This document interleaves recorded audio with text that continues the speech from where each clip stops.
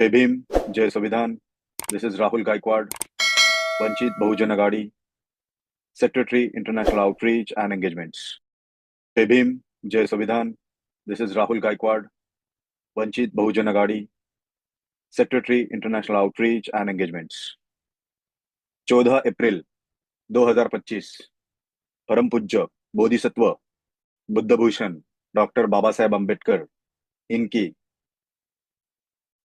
134वीं जयंती हम मना रहे हैं। और इसके लिए सभी भारतीय देशवासियों, पूरी दुनिया के सभी इकोनॉमिस्ट और भारतीय लोग, एनआरआईज, इनको मेरी तरफ से इन एडवांस बहुत बहुत शुभकामनाएं।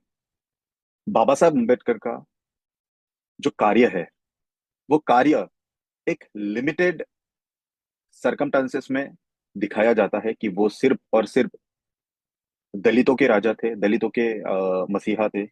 उसी तरीके से उसे पोर्ट्रे किया जाता है।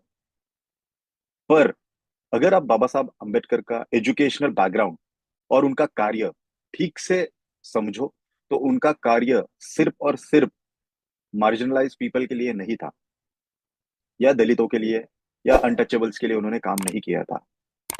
बट उन्होंने उसके साथ ही भारत को कैसे दुनिया की ऊंचाई पे लेके जाए, या भारत को इंटरनेशनल पॉलिटिक्स, ग्लोबल पॉलिटिक्स में कैसे दर्जा मिलाया जाए, इसके लिए बहुत ज्यादा योगदान किया था। मैं ऐसे बोलूंगा कि आरबीआई की स्थापना, जो रिजर्व बैंक ऑफ इंडिया की स्थापना 1935 में हुई है, जिसका रिकमेंडेशंस का जो अगर सिलसिला आप देखोगे, वो आता है आपका problems of rupee, its origin and it's solutions. ये बाबा साहब की लिखी हुई बुक से, जो 1923 में बाबा साहब ने लंदन स्कूल ऑफ इकोनॉमिक्स में जॉन मेनियार्ड केन्स उस उनके साथ आर्ग्यूमेंट्स की थी ये बुक के ऊपर, जिसमें silver standards versus gold standards, इसके ऊपर बहुत ज्यादा बहस हुई थी। बाबा साहब की थीसिस बड़ी आक्रामक थी, उनकी शैली बड़ी आक्रामक थी। ये हमें समझना जरूरी है कि बाबा साहब का वर्क एक्चुअली इकोनॉमिक्स के लिए, भारतीय बैंकिंग इंडस्ट्री के लिए, भारतीय इकोनॉमिकल स्टांस के लिए क्या था। हम जानते हैं कि आरबीआई की स्थापना बाबा साहब के रिकमेंडेशन किए गए बुक के ऊपर हुई है, बट उसके साथ ही हमें यह समझना जरूरी है कि आरबीआई के बेनिफिट्स हमें क्या क्या हुए। भारतीय रिजर्व बैंक की स्थापना 1935 में हुई। उसके बाद भारत में क्या क्या चीजें हुई, अगर आप देखोगे, भारतीय रिजर्व बैंक की स्थापना से पहले भारत की वित्तीय नीतियां पूरी तरीके से ब्रिटिश सरकार के नियंत्रण में थी। लेकिन आरबीआई के गठन के बाद भारत को आर्थिक स्वायत्ता, वित्तीय स्थिरता और विकास के नए अवसर प्रदान किए गए। इसमें पूरी तरीके से आरबीआई का कंट्रीब्यूशन आता है। आर्थिक संप्रभुता और वित्तीय स्थिरता ये क्या है, हमें समझना बहुत जरूरी है।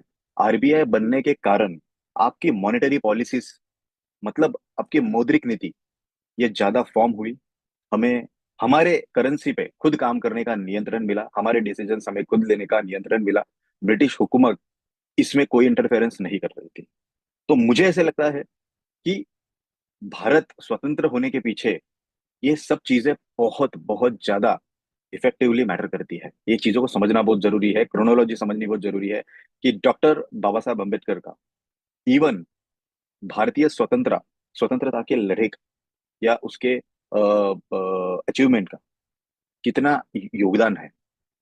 आप अगर देखोगे तो मुद्रास्फीति मतलब इन्फ्लेशन, आपका जो इन्फ्लेशन है, जो महंगाई है, उसे हम हमारी तरीके से मैनेज करना चालू कर चुके थे 1935 के बाद। कोई दूसरी कंट्री उसके लिए रिस्पॉन्सिबल नहीं थी, हम खुद रिस्पॉन्सिबल थे। हम हमारी तरीके से ड्राइव कर रहे थे हमारी करेंसी को, मतलब हमारा हक हमें मिल चुका था। और ये किस किस चीज की वजह से मिला, वो है रिजर्व बैंक ऑफ इंडिया और उसका फॉर्मेशन जिस तरीके से किया गया। अगर आप देखोगे, आधुनिक बैंकिंग प्रणाली का विकास जिस तरीके से हुआ है, इसकी इसकी पूरी पूरी जो पूंजी या इसका जो क्रेडिट जाता है, वो जाता है आरबीआई को। आरबीआई ने वाणिज्यिक बैंक को, मतलब ही कमर्शियल बैंक्स, इसको वाणिज्यिक बैंक कहा जाता है हिंदी में। और अगर आप देखोगे कि बैंकिंग नियम 1949 के हिसाब से अगर आप देखोगे, तो इसकी पारदर्शिता बहुत ज्यादा बढ़ाई गई। कमर्शियल बैंकिंग को कंप्लीटली नियंत्रित किया गया था और वित्तीय प्रणाली को मजबूत बनाया गया था। ग्रामीण और शहरी क्षेत्रों में अगर आप देखोगे तो बैंकिंग सेवा को बढ़ावा दिया गया था, जिसमें वित्तीय समावेशन किया गया था, जिसे फाइनेंशियल इंक्लूजन कहा जाता है। बहुत बड़ी टर्म है, इसे समझना बहुत जरूरी है कि ग्रामीण मतलब आपका रूरल एरियाज है, आपके मेट्रो सिटीज है, फिर आपके बड़े बड़े स्टेट्स है, उसके अंदर किस तरीके से वित्तीय समावेशन मतलब आपका फाइनेंशियल इंक्लूजन, मतलब आपके जो एटीएम्स है, बैंकिंग के जो ऑफिसेस है, छोटे छोटे आपके काउंटर्स है, ये किस तरीके से देश देश में पहुंचाए गए थे, ये आरबीआई का काम था। अगर आप देखोगे कि भारतीय मुद्रा और विदेशी विनिमय दर की स्थिरता, जो कि बहुत बड़ा करेंसी स्टेबिलेशन जिसे कहा जाता है, या अपना करेंसी वैल्यूएशन जिसे कहा जाता है, पहले भारतीय रुपया ब्रिटिश पाउंड से जुड़ा था, लेकिन आरबीआई ने भारत के रुपये को स्वतंत्र रूप से स्थापित किया। ये बहुत बड़ी अचीवमेंट है जिसके बारे में बड़ी लोगों को पता नहीं है, ये पता होना बहुत जरूरी है। विदेशीय मुद्रा भंडार मतलब forex reserve, which is very important factor. Forex reserve जितना जो कंट्री के पास होता है, उससे हमारा इंटरनेशनल जो व्यापार होता है, इंटरनेशनल मार्केट हम लोग जो हैंडलिंग करते हैं, करेंसी, टैक्सेशन, ये सब चीजें मैनेज होती है। तो forex reserves are very important factor playing in any of countries reserve factors basically. So monetary policies में ये सबसे बड़ा बदलाव किया गया था, और ये बहुत इंपॉर्टेंट बदलाव था जो कि बाबा साहब अम्बेडकर के प्रॉब्लम्स ऑफ रूपी, its origin and it's solutions, ये बुक से रिकमेंडेड किया था। आप अगर पूछोगे 1991 के कुछ सुधारों, मतलब उसमें कुछ आर्थिक सुधार ये किए गए थे, जिसमें विनिमय दर मतलब आपका एक्सचेंज रेट जो होता है, उसको स्थिर करने में पर्टिकुलरली अगर आप देखोगे तो बाबा साहब की ये बुक का बड़ा बड़ा ही योगदान है। मतलब जो जो बुक 1923 में लिखी गई थी, जिसके रिकमेंडेशंस 1991 तक फॉलो करे गए, तो आप सोचिए बाबा साहब की दूरदृष्टि क्या थी। कृषि उद्योग और व्यापार उद्योग को बढ़ावा दिया गया था, मतलब आरबीआई ने कृषि में ज्यादा इन लाइक इन्वेस्टमेंट्स किया था, उसे ज्यादा बढ़ावा देने की कोशिश की थी, क्योंकि वो हमारा फोटे था। लघु उद्योग है, आपके स्मॉल स्केल इंडस्ट्रीज है, मीडियम स्केल स्केल इंडस्ट्रीज है, इंफ्रास्ट्रक्चर में है, इसमें बहुत ज्यादा योगदान आरबीआई का रहा है। तो ये भारत बनने में, ये भारत उभर के आने में, भारत ऊपर आने में आरबीआई का योगदान है। और आरबीआई के योगदान में सबसे बड़ा योगदान जो है वो डॉक्टर बाबा साहब अम्बेडकर का है। तो ये चीजें समझना बहुत जरूरी है कि सिर्फ और सिर्फ एक सेगमेंट में बाबा साहब को तोलना बहुत गलत होगा। आप अगर देखोगे नाबार्ड जो आपका राष्ट्रीय कृषि और ग्रामीण विकास बैंक है, फिर आपका सिडबी जिसे एसआईडीबीआई लघु उद्योग विकास बैंक की नाम से जाना जाता है, इसके स्थापना करके आरबीआई ने बहुत बहुत ज्यादा detailed penetration in the rural areas जिसमें जाके उन्होंने काम किया है, उसकी वजह से छोटे छोटे गांव, जो गांव पता भी नहीं थे लोगों को कहाँ पे है, वहां तक बैंकिंग सर्विस पहुंचाई गई, और उस तरीके से उसको पेनिट्रेट किया गया। अगर आप देखोगे कि 5 वर्षीय योजना है, मतलब पंचवार्षिक योजना जिसे हम मराठी में बोलते हैं, 5 इयर्स प्लान, उसकी भी पर्टिकुलर चीजों में या उसके फॉर्मेशन में आरबीआई का बहुत बड़ा हाथ है। अगर आप देखोगे कि वैश्विक मतलब जो इंटरनेशनल अर्थव्यवस्था है, अंतर्राष्ट्रीय अर्थव्यवस्था है, जिसमें भारत जिस मजबूती से ऊपर आया, उसमें आरबीआई का बहुत बड़ा योगदान है। उसे समझना पड़ेगा, उसे अंडरस्टैंड करना पड़ेगा। 1991 का जो आर्थिक सुधार हुआ है, जो पर्टिकुलरली अगर आप देखोगे तो उसमें आरबीआई का बहुत बड़ा योगदान है। अंतर्राष्ट्रीय वित्तीय बाजार में प्रतिस्पर्धी हम जो बने हैं, उसमें आरबीआई का बहुत बड़ा योगदान है।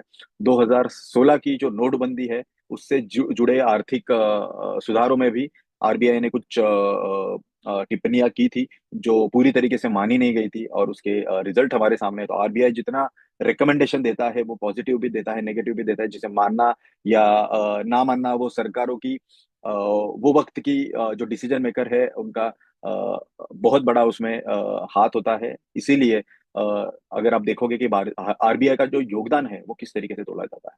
फिर अगर आप मुझे पूछोगे तो डिजिटल बैंकिंग, जो कि आज का सबसे बड़ा तेज बैंकिंग सेक्टर है, जिसमें वित्तीय समावेशन भी है।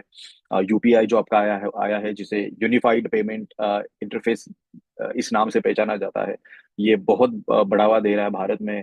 आप गांव गांव में देख सकते हो तो यूपीआई का यूज होने लगा है। फिर आप अगर देखोगे तो इसका यूटिलाइज और इसकी जो रेगुलेटरी है वो आरबीआई की तरफ से होती है, इसकी आइडिया भी आरबीआई की तरफ से आई हुई है। आप अगर मुझे पूछोगे तो repo rate, which is one of the most important factor, जो कि इंटरेस्ट रेट जो होता है आपका, आप कोई घर लेना चाहते हो आप कहीं पे इन्वेस्टमेंट करना चाहते हो तो आपका जो इंटरेस्ट रेट होता है that will be counted as per the repo rate, जो कि आपकी बैंकिंग सेक्टर से आती है। वो रेपो रेट स्टेबल करने में, मैनेज करने में आरबीआई का बहुत बड़ा हाथ होता है।